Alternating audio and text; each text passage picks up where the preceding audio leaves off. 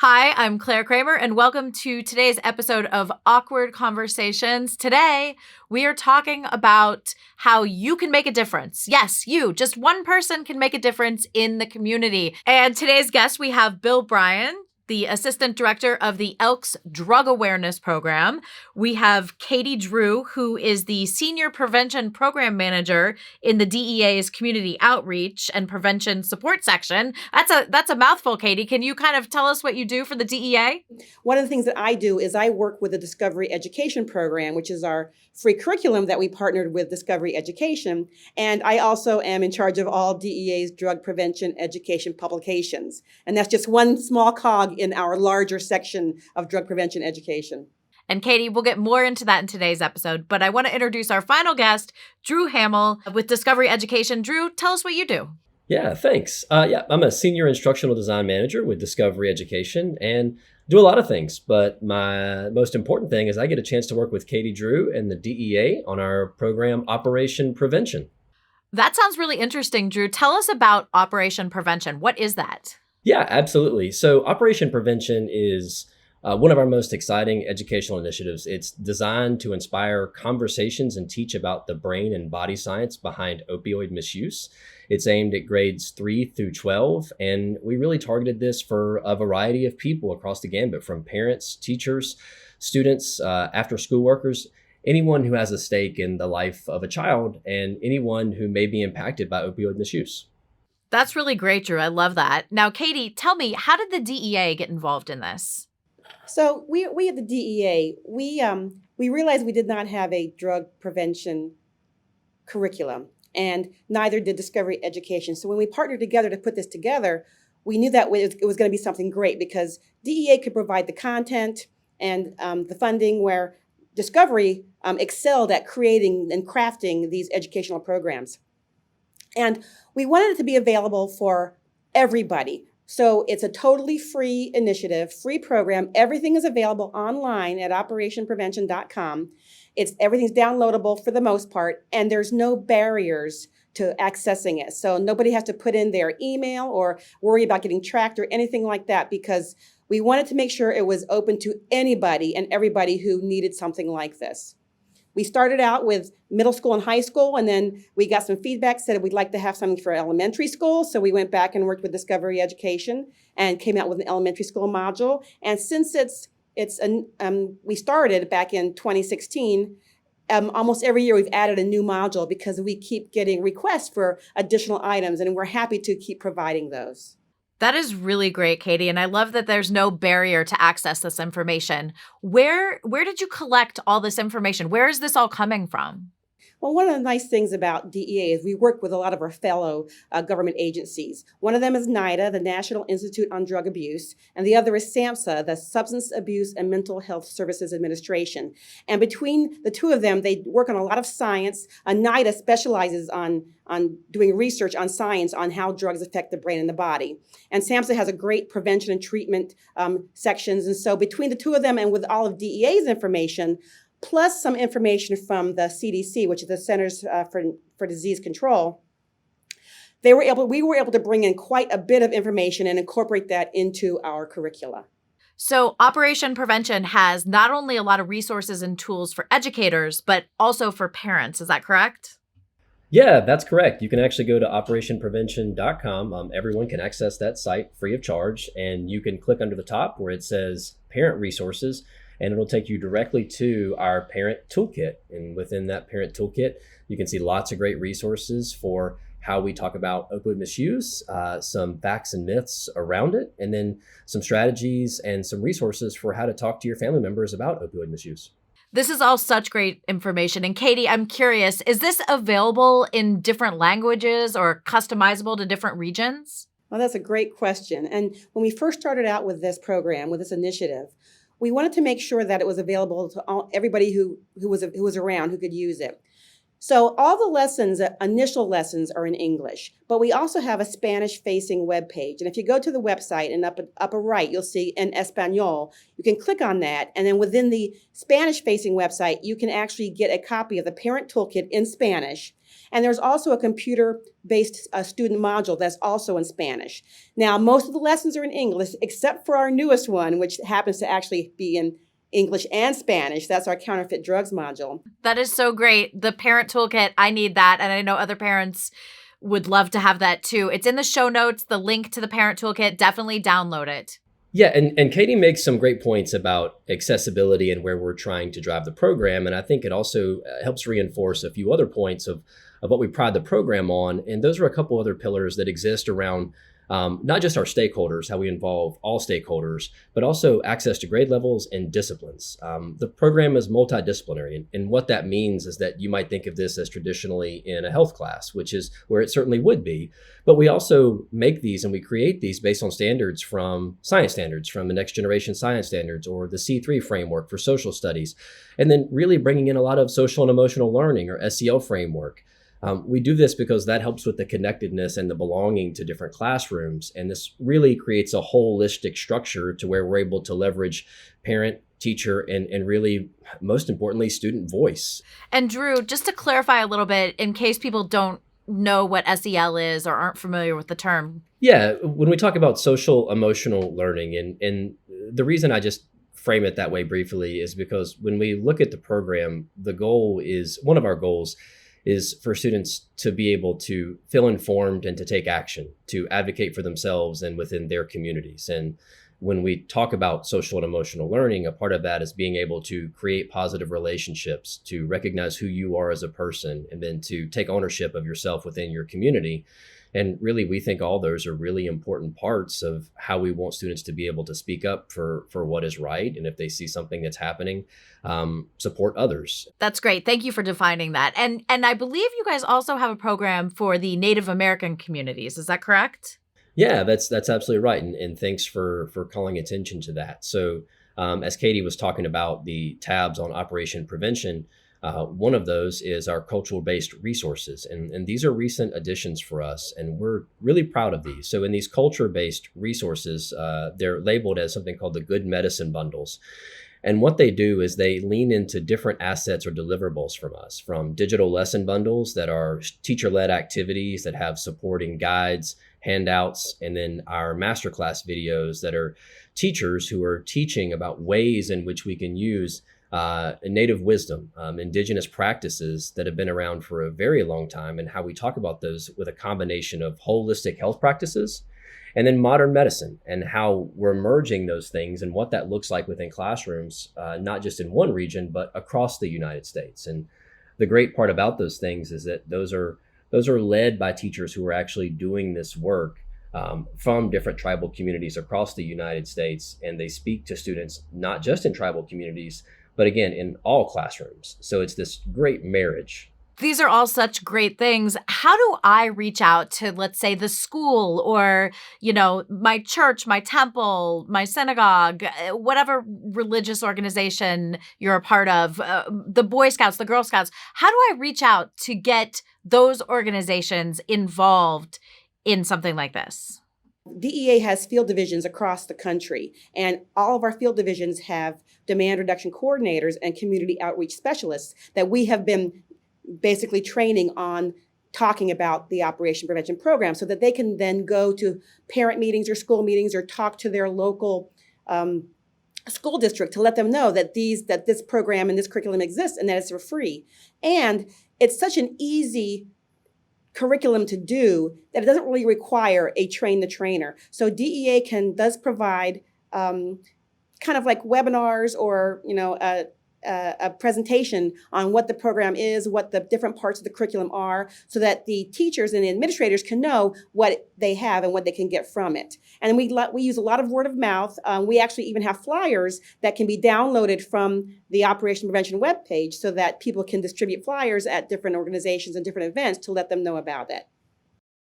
The heart of what this program does is prevention, right? And teaching those skills and teaching the information and the facts that go around what happens to your brain and body when you misuse opioids or drugs. I think the issue is that folks not really sure how to tackle it, right? How do I have those conversations, regardless if I'm a parent, after school worker, if I'm in a faith-based organization? how do those conversations start? And again, I think sharing these pieces of information, the best part about it is what Catie said, is they're easily accessible. When you click on these things, there's all sorts of guides, regardless of how you're a stakeholder in someone's life. There's an opportunity for you there to provide that support. I know that Discovery has their own network of way to get information out. I know for us, we find that first of all, it depends on the school district. So sometimes it is the science and health teachers. I've also spoken with substance abuse counselors within the schools. So sometimes you need to find that right person. I think starting with your child's teacher is the easiest way for parents, because that's somebody that you know. But then I would go up from there to the principal, and then possibly the school board. What about like the PTA? Like, would that ever be a good place to also bring this, or? Could be, it depends, and we know that elementary schools really need it. And so we've done work with the PTA, we've been to their conferences, but they're mostly with young kids. So it's really people who are dealing with middle schoolers and high schoolers that tend to see it the most. I've had good luck at school board conferences and school counselor conferences, and school resource officers and school nurses are good people to kind of start with this, because they're seeing what's happening. I love the idea of, like, you know, there's a flyer and you can bring this flyer and like talk to, you know, somebody who you're connected to at the school, and that person can hopefully direct you to who like is the person you need to speak with to get it started, the ball rolling maybe.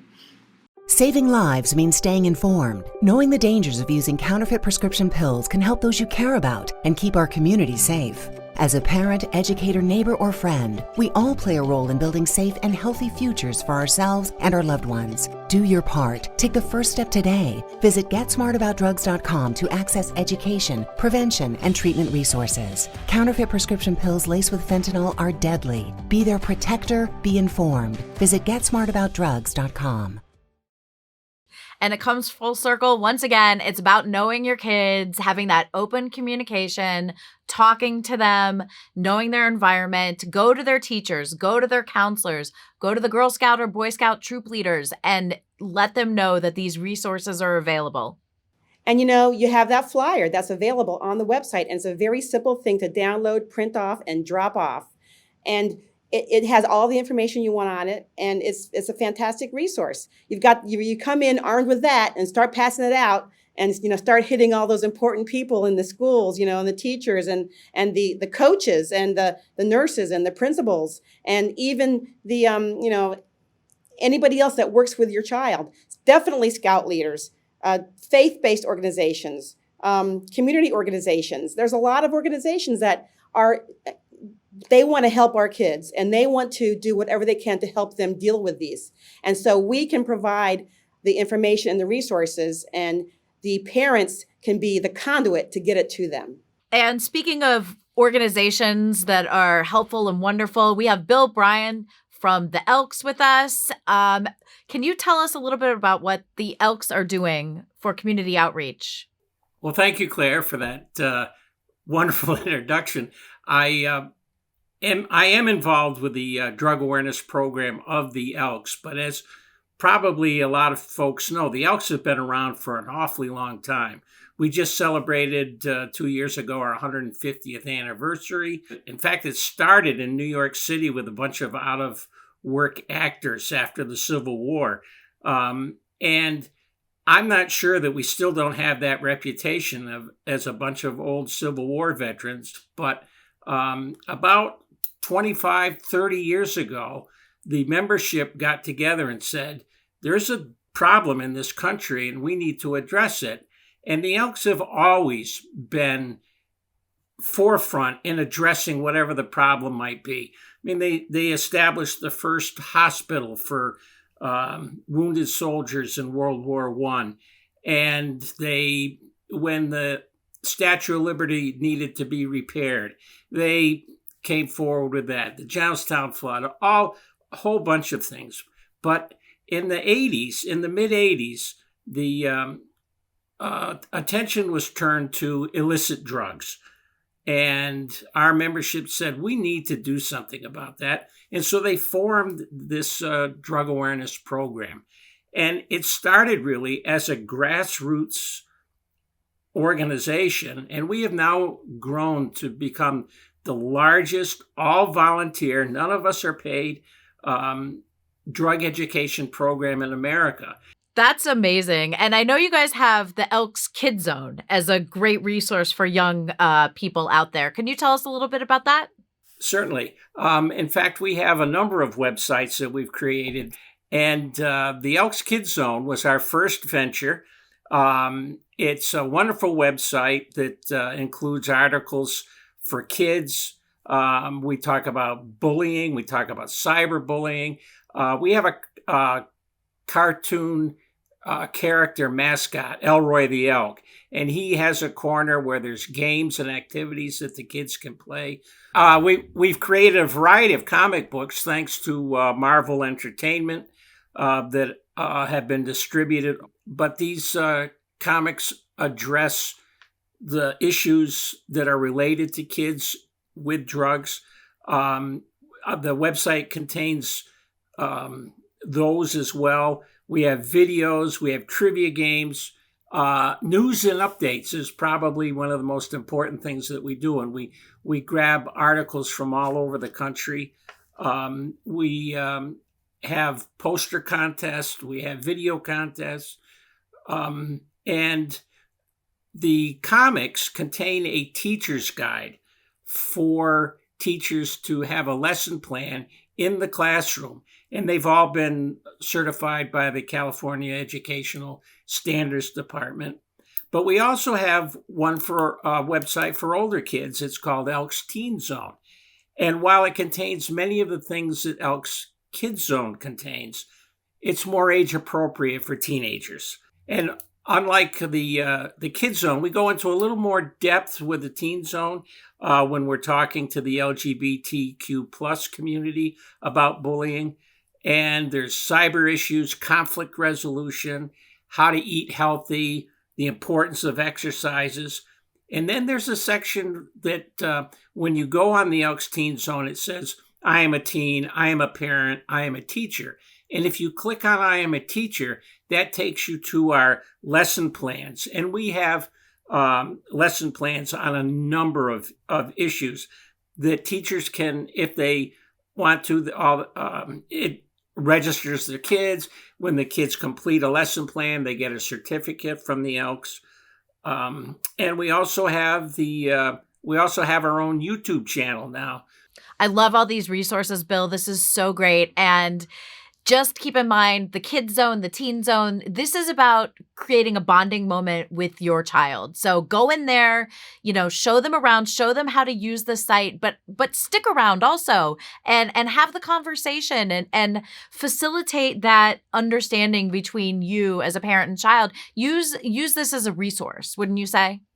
Absolutely. In fact, we encourage parents to go on the sites before their kids do. And just remember where you guys are watching this right now on the Elks YouTube page. First, make sure you're subscribed if you're not. Second, there's tons of other resources here, other awkward conversation episodes, uploads that are resources, whether you're the child talking to the parent or the parent talking to the child. You can find all that and more in the show notes. This has been such a fantastic conversation. Catie, do you have any final thoughts? Sure. So I know we talked about our initial opioid curriculum, but we also added in 6 additional multi-drug modules for additional drugs. We added a workplace module. And I also wanted to talk a little bit more about the Parent Toolkit because it is such a fantastic resource. Because a lot of times parents have heard about opioids, but really don't know much about them. So, in addition to this curriculum educating students and children, it also can educate the parents because they can find a lot of information. They can find information about, what to look for if you think your child is using. But there's also some great things like practicing role playing. We know we want to talk to our kids, but we don't know how. And this actually lets parents practice on what to do and how to make discussion starters. So it's got a lot of fantastic components to it that you can't miss. The Parent Toolkit, again, is downloadable from the website. But because we're DEA, we also want to provide hard copies. So if you contact your local DEA office, you can actually get hard copies of the Parent Toolkit in both English and Spanish. Fantastic. And Drew, did you have any final thoughts? I think the main theme here is that, this is an opioid epidemic. This touches every part of the United States, and this is a massive issue that we're facing. And prevention and conversations, listening, the skills and the larger themes that go along with helping end this epidemic are all encased within this Operation Prevention program. And no matter who you are, if you have an impact in a child's life, regardless of who you are, take a look at this, download it, go to a stakeholder, go to a decision maker, ensure that students are seeing the work that's happening here, and leave that mark. I think this makes a positive difference, and can't encourage you to check it out enough, no matter who you are or what role you have in someone's life. Thank you guys so much. And I think the takeaway is, you as a parent, you are the most important person in your child's life. You have that openness, that communication. But furthermore, reaching out into the community, the more programs we have set up to help the youth, the better off we're going to be as a society. So pick up that phone, like Bill says, and reach out and get these programs set up in different areas of your community. Thank you guys so much, Catie, Bill, Drew. This has been an amazing episode. Thank you. Thank you very much for this. And as always, don't worry, you don't have to remember this all. All this information and more is in the show notes of this episode. Links to the website, the downloads, everything. Coming up on the next episode of Awkward Conversations. Talking to your kids, observing your kids, paying attention to what they're doing, the signs. What are some of the signs that parents can look for? It's so important to help them have a better plan than just avoiding the situation. And the idea behind the Team Upstanders is to create schools filled with more upstanders. To create more upstanders than there are bystanders and bullies combined. That only 20% of bullying is reported. Bullying follows you home. So you get home and you go on social media and it's still there. I'm always available for a Zoom. I try to Zoom with the kids and discuss how things are going. And no parent wants to think about this, but it's something that we need to address. What if your child is the one doing the bullying? Make sure to check out getsmartaboutdrugs.com. Parents, caregivers, you can find so many resources of great information there about how to talk to your kids and make these conversations a little less awkward. A huge thank you to the Elks DAP, which is the largest all-volunteer nationwide drug awareness program, and also a huge thanks to the DEA for their outreach program and for making this possible. The views, information, or opinions expressed during the Awkward Conversation series are solely those of the individuals, speakers, commentators, experts, and/or hosts involved, and do not necessarily reflect nor represent those of the production, associates, or broadcaster, or any of its employees. Production is not responsible and does not verify for accuracy any of the information contained in the series available for viewing. The primary purpose of this series is to educate and inform. This series does not constitute medical or other professional advice or services. This series is available for private, non-commercial use only. The production, broadcaster, or its channel cannot be held accountable for all or any views expressed during this program.